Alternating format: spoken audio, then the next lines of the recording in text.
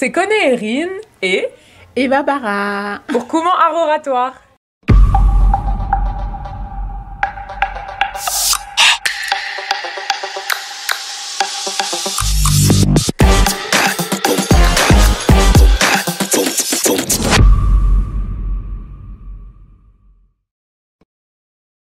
Bonjour à tous et à toutes, j'espère que vous allez bien. Aujourd'hui, on se retrouve en compagnie d'Eva Bara, donc présente-toi. Alors, je me nomme Eva et en tant qu'ethnocoach, j'exerce auprès des personnes pluriculturées qui cherchent à harmoniser leur culture d'origine avec leur culture d'immersion. C'est-à-dire, comment est-ce qu'on fait quand on est métis et qu'on a deux origines, dans quelle direction on va, comment est-ce qu'on fait quand nos parents se font la guerre et qu'en fait, leurs deux origines sont à l'intérieur de nous, comment est-ce qu'on cohabite avec tout ça au quotidien et surtout, comment est-ce qu'on met sa pluriculturalité au service de son projet, au service de sa vision.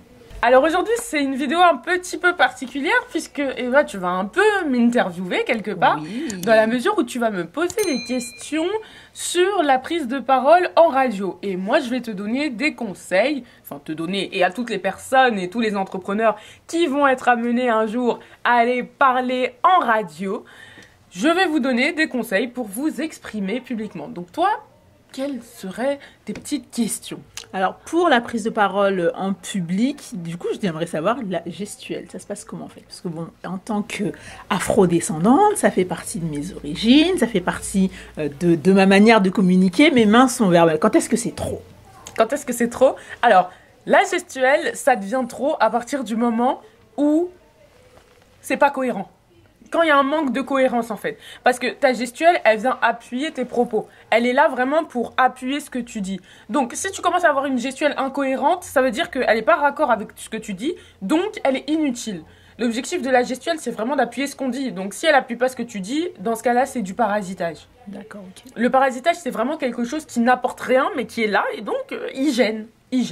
Et c'est à ce moment-là que c'est trop. Mais toi, tu as l'habitude de parler avec tes mains et je trouve pas que t'en fais trop parce que parler avec les mains, quelque part, c'est tout à fait normal en fait. D'accord. Ok. C'est normal. D'accord. Maintenant, quand on est derrière un micro, on ne les a plus. Exactement. C'est comme si on m'avait ligoté les mains et que toute ma communication qui passait par là, elle n'existe plus. Exactement, puisque les auditeurs ne voient pas notre gestuelle. Les auditeurs ne voient pas comment est-ce qu'on bouge.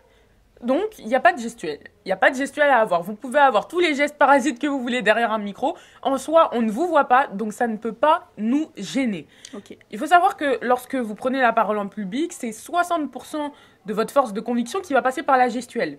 Donc là, on n'a pas cette barrière. Ça veut dire qu'on passe à la deuxième étape hyper importante quand on prend la parole, c'est la voix. La voix, les variations de la voix, comment on va s'exprimer, quels mots on va accentuer, à quel moment on va mettre des silences, à quel moment on va accélérer, décélérer, etc. Okay. C'est vraiment ça qu'on va gérer derrière le micro. Faut veiller à pas agresser non plus l'auditeur en se mettant à hurler derrière le micro, mais en même temps, faut qu'il nous entende aussi. Donc c'est tous ces jeux de voix-là qui vont être vraiment intéressants et importants pour captiver l'auditeur. D'accord, ok. Et du coup, comment est-ce qu'on joue sur les tonalités, parce que finalement, moi je suis la première à m'endormir. Je me rappelle quand j'étais plus jeune à l'école, j'avais des profs qui avaient des voix monotones. Pendant 2 heures de philo, t'es parti, t'as perdu. T'avais des pics, et en fait, on sait les profs qui nous ont marqués parce qu'ils avaient cette capacité à nous captiver. Et comment est-ce qu'on fait pour captiver un auditoire, justement, à travers sa voix? Est-ce que ça se travaille? Est-ce que c'est inné? Est-ce que si on ne l'a pas, c'est trop tard? Comment ça se passe? Alors, pour captiver un auditoire, en réalité, c'est assez simple. Il faut juste avoir dans sa tête cette perception qu'on ne doit pas être linéaire, mais plutôt imager une courbe sinusoïdale, une courbe qui aurait des hauts et des bas, en fait. Il faut se dire que sa voix, elle doit prendre ce chemin. Elle ne doit pas être linéaire. Il doit y avoir des hauts et des bas. Donc, quand vous sentez que vous êtes sur une tonalité de voix pendant un bon moment, passez à autre chose. Cassez la courbe, en fait. Il faut vraiment avoir cette image mentale-là de se dire qu'il faut que je casse la courbe. Ça fait un moment que je parle sur cette tonalité. Je vais essayer de redescendre. Tu vois, là, je viens de le faire. Je suis redescendue un petit peu. Et l'oreille va se dire, oh, il y a un problème. Elle est descendue, elle est montée, qu'est-ce qui se passe? Et c'est comme ça qu'on va captiver parce que les gens, lorsqu'ils vont nous écouter, vont être attentifs à toutes ces modifications de voix auxquelles ils ne sont pas du tout préparés. Donc c'est vraiment ça, c'est s'entraîner à moduler sa voix pour éviter d'être dans la monotonie où on change pas et on parle comme ça pendant un bon moment. Parce que moi je parle comme ça, mais à la fin vous vous endormez, vous quittez la vidéo. C'est exactement ça. Voilà.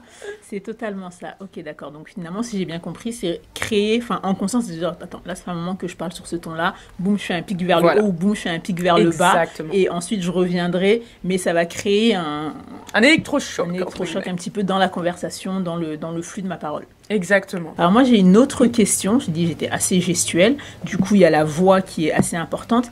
Et il y a le sourire. Pour moi, le sourire, il est important. Le sourire, c'est une marque de fabrique presque. En tant que conférencière, encore une fois, derrière un micro, eh ben, je ne l'ai pas. C'est un outil de travail puissant, mais derrière le micro, je ne l'ai pas. Donc, une question que je me pose et qui va totalement de pair avec cette période de confinement qu'on vient de traverser, sourire derrière un masque, sourire derrière un micro, ça se voit, ça s'entend ou pas? Ouais. Le sourire, c'est hyper communicatif. Enfin, je veux dire, là, déjà, je parle avec le sourire, donc ça se sent. Mais si je me mets à arrêter de parler en souriant, ça se sent dans la tonalité de ma voix, en fait. C'est-à-dire que je peux pas avoir... J'essaye d'avoir une voix enjouée, mais si je ne souris pas, c'est figé, en fait. Donc, c'est hyper important. Quelqu'un qui va parler avec le sourire, vous allez sentir que sa voix, elle part dans les aigus, quelque part. Et cet aigu-là, on l'apprécie. Alors que quelqu'un qui parle sans sourire, on va sentir qu'il va dans les graves, qu'il va vers le bas. Et c'est pas quelque chose qu'on apprécie nécessairement. Ça, c'est plutôt un vocabulaire de la colère. Enfin, on aurait l'impression que soit la personne est blasée d'être là, soit la personne n'a pas envie d'être là. Et donc, le problème, par exemple, vous, en tant qu'entrepreneur, si vous allez à la radio et que vous parlez pas avec le sourire, parce que vous êtes crispé, parce que vous avez peur ou vous n'êtes pas à l'aise, vous n'allez pas captiver. Les gens ne vont pas apprécier votre intervention parce que, moi, je dis, parler, c'est transmettre de l'émotion. C'est transmettre de l'émotion dans sa voix. Donc, si on met pas d'émotion, on reste monotone et on ne peut pas faire en sorte de captiver et d'accrocher les autres. Ok, d'accord. Donc pour toi, même derrière un masque, oui. Ça va de pair avec toutes les situations, derrière un micro, quand on ne nous voit pas, eh bien communiquer en ayant le sourire, c'est transmettre à travers sa voix. C'est comme si finalement notre joie qui part de notre estomac transparaissait à travers notre voix. Exactement. Et qu'on l'envoyait dans les ondes de la radio, qu'on les envoyait à travers nos masques Covid. Exactement. Et je dirais même que souvent, je sais qu'en dev perso, on parle beaucoup du sourire aussi en développement personnel, donc ça c'est un peu plus ta thématique. Comme quoi c'est toujours bien après une action de sourire pour envoyer un message au cerveau que c'est une bonne action et qu'on est heureux. Le sourire a tellement de bienfaits, vraiment ne vous en privez pas même derrière un micro. Ce n'est pas parce qu'on ne vous voit pas, qu'on ne ressent pas ce que vous dégagez en fait. Exactement. Donc, ok. Merci pour ces 3 super conseils. De rien. Qui vont beaucoup m'aider, je pense, justement, j'espère qu'ils vont pouvoir vous aider tout autant que vous êtes dans vos différentes interactions. Parce que là, on parle justement du masque par rapport à la situation actuelle, du micro, mais il y a également au téléphone, en fait. C'est aussi valable parce que du coup, parfois, on a des interlocuteurs au téléphone, on a des partenaires, des collaborateurs, on les a au bout du fil. En fait, il se joue la même chose que ce que tu viens de nous expliquer. En fait, tous tes conseils sont ici applicables pour les entrepreneurs qui travaillent, qui closent, on va dire, leur contrat par le biais du téléphone. Si exactement. Et d'ailleurs, même conseil gestuel que je pourrais te dire, la chaise qui bascule, là, ça c'est un geste parasite, hein. Ça c'est un geste parasite, hein. Okay. Attention, Eva.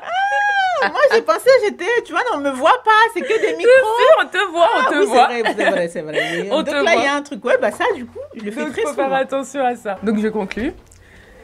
Non, tu conclus. Je te laisse conclure, en fait, parce que tu m'as fait l'interview un petit peu, donc je te laisse conclure. Yes. En tout cas, Erin, moi, je te remercie pour tes précieux conseils. Je te remercie pour tout ce que tu envoies comme ondes positives à nos entrepreneurs de par le monde à travers les ondes. C'est ce que j'aime à travers Internet, c'est qu'on est connectés.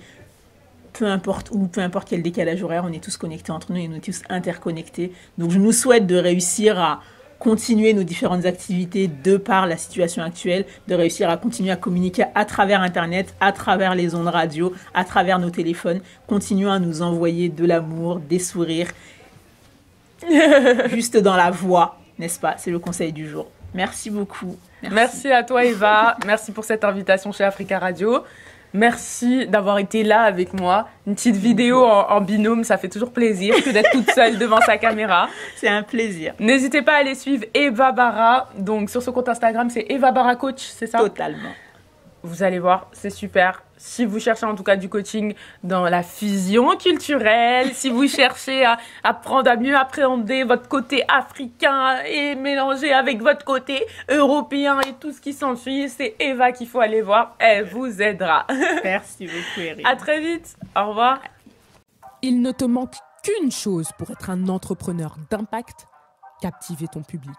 Cesse de perdre les opportunités à cause de ta manière de t'exprimer. Je suis Connie Erin, ta coach en prise de parole et la personne qui va régler ce problème pour lequel tu ne trouvais jusque-là pas de solution. Tu es un entrepreneur impactant, charismatique, ambitieux au parcours exceptionnel. Mais tu ne le sais pas car personne ne t'a encore donné l'occasion de nous le montrer. Bienvenue dans la formation Entrepreneur, 6 jours pour révéler ton charisme et impressionner lors de tes prises de parole.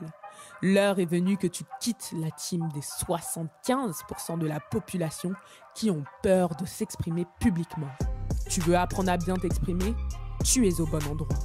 Bienvenue chez Kouman Art Oratoire.